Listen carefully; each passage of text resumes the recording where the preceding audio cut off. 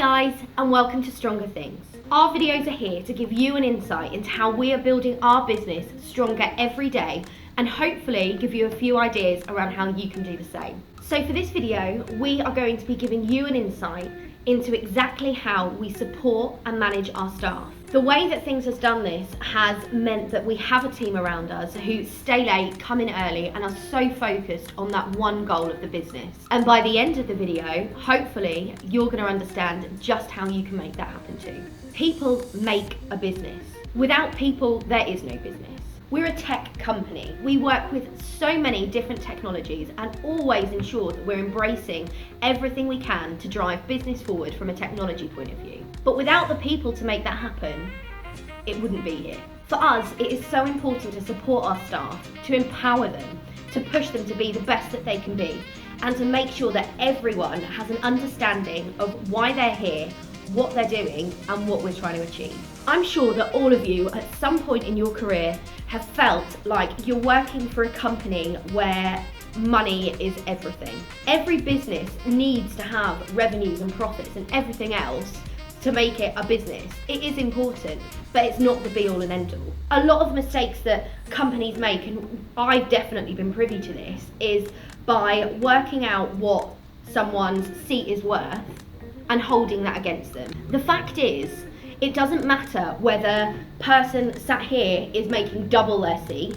and person sat here isn't reaching it. If we're not looking at why that's happening, looking at the people in those roles and trying to make a difference, we're not doing anything. Staff turnover is one of the biggest issues in large companies, and it is something that you don't see as much in startup, and that is because people are sold on the dream. They're sold on growing alongside that company. Once your company is at a size where each role is very set, you've got these are your KPIs, this is everything else, this is your job, and if you're not doing X, Y, or Z, you're gone, and we just get a conveyor belt of more and more people, then that's all it's ever going to be. And being a company who is out in Norwich, which isn't the biggest place in the world, there are only so many people of certain skills and certain levels that are in this area.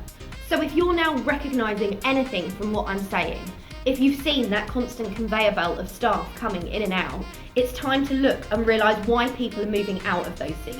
Why isn't person in this seat making as much as person in this seat? What is it that's missing, and what is it that you're not doing for your staff to make sure that they are achieving their best?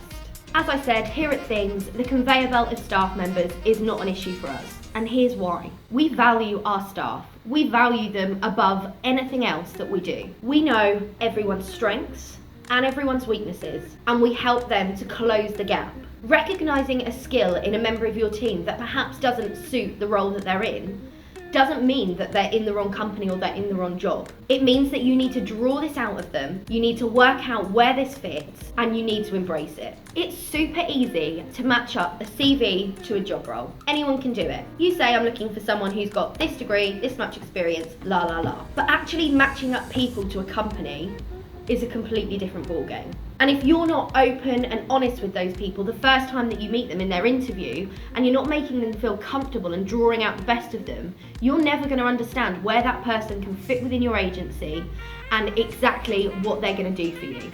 So once you've done that, once you've got those right people through the door, and we can talk about that another time, it's a whole topic in itself, this needs to continue.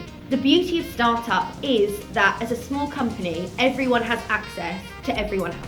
It's really simple and easy for someone who's just joined the company to go and just sit down and have a chat with the CEO, have a conversation, find out about the values of the company, and be inspired by those people that they want to be like. As a business grows, this becomes a lot more difficult. I've seen it myself, and some of the best managers I've ever had, I've had to watch them struggle as the business grows and they don't have that touching distance with the people that they want to inspire. And that's where it's time to take a step back and realise that you need to have more people like you to run those teams. Middle managers or team leaders are the most important part of a business because they're the people who can truly inspire your team. If you're not there, they need to still have that and still have that within them to drive it forwards. And trying to impart that onto someone else isn't always the easiest. And that's why it's that getting to know people in an interview that shows you if they do have those same values, if they do have that inspiring quality.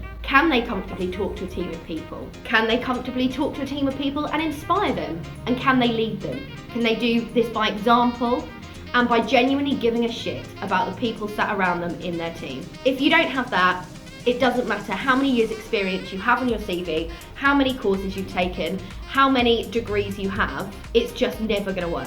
One of my biggest aims in my role here at Things is to ensure that as we grow, that remains a strong part of the business. I've worked for companies, huge corporate companies, where they realise this too late. They've built their business on counting the pennies and counting the seats, and they haven't focused in on how people really feel. I've seen them bring in initiatives to do staff wellbeing surveys, to bring together different areas of the business to try and get some continuity and some experience sharing, but the staff haven't believed that they really meant it. And that's why no matter how big you grow, as long as you're showing them that you mean it, you care, and their opinions matter, there is no point doing a survey and ignoring the results. Don't give lip service to something if you're not actually going to follow through with it. Because even worse than not doing it at all is proving to them that it's just another box ticking exercise.